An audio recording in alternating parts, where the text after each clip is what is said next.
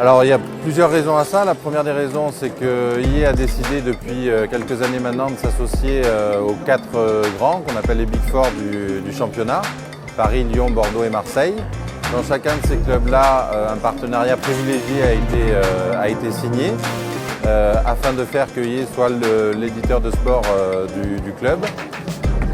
Grâce à ce partenariat, nous organisons tout au long de l'année des tournois pour les jeunes afin de faire découvrir les jeux vidéo, afin de faire découvrir surtout FIFA et leur faire vivre quelque chose qu'ils ne pourraient pas vivre autrement, qui est le fait de pouvoir aller sur la pelouse, faire la finale en levée de rideau d'un match de Ligue 1, alors que ce soit à Marseille, à Bordeaux, à Lyon ou à Paris.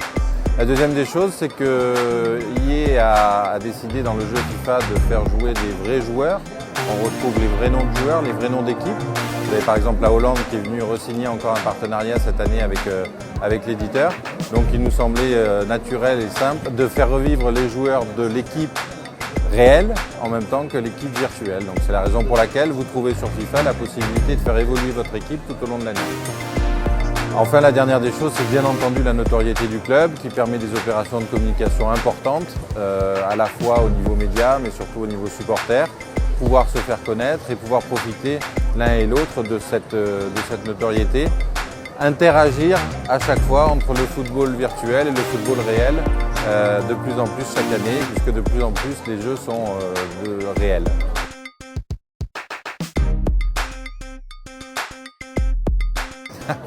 Alors ça, c'est une question un petit peu compliquée à répondre, un peu tabou en règle générale.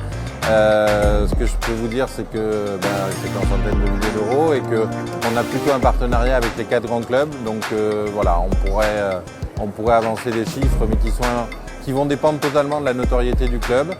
Donc là, pour l'OM, voilà, c'est un petit secret. De toute façon, c'est toujours compliqué de parler d'argent.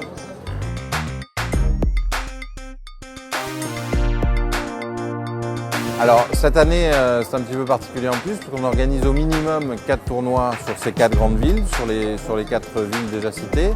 Et on va organiser en deuxième partie d'année, en deuxième partie de saison, une grande tournée. Donc là, c'est là aussi des centaines de milliers d'euros qui sont mis en place pour favoriser la connaissance du jeu et puis surtout pour que les jeunes puissent participer à des opérations de rêve. On va notamment faire sur cette tournée, en dehors des finales que l'on fait en levée de rideau des matchs de Ligue 1, on va faire sur cette tournée des finalistes, une centaine de finalistes qui viendront jouer au Parc des Princes en fin de saison et donc là gagner des cadeaux, que ce soit des abonnements pour le stade et autres, en dehors des consoles et jeux que nous offrons traditionnellement.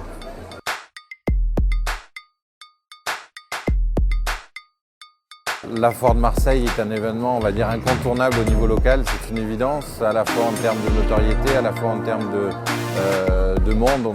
Ce dimanche, c'est incroyable, on a plus de 1000 personnes qui viennent sur un stand comme le nôtre. Donc bien évidemment, pouvoir profiter de la notoriété de la foire. Et aussi et surtout parce qu'on a une vraie proximité de date. Le jeu sort chaque année, traditionnellement le 1er octobre.